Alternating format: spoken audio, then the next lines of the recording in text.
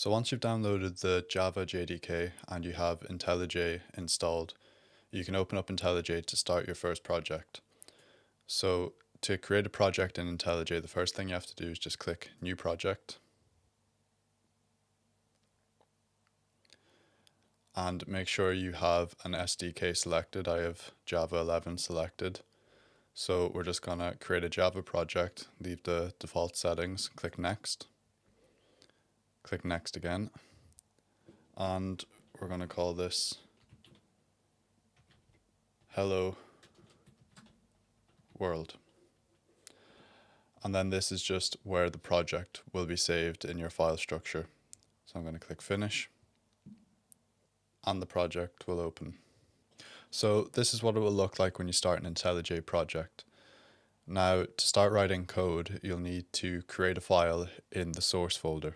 So if you right click and then select New and then Java class, and we're going to call this main, and click Enter. And then that will create a new Java class called main. So you'll notice that we have code here that says public class main, and then main is capitalized.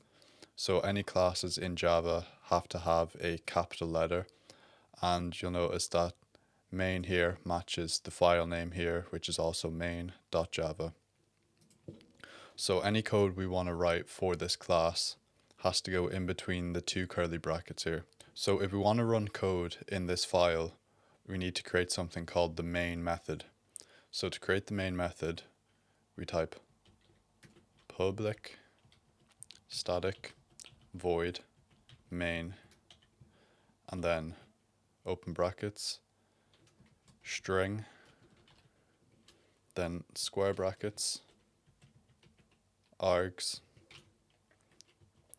and then curly brackets again. So now we have the main class, and inside the main class we have the main method.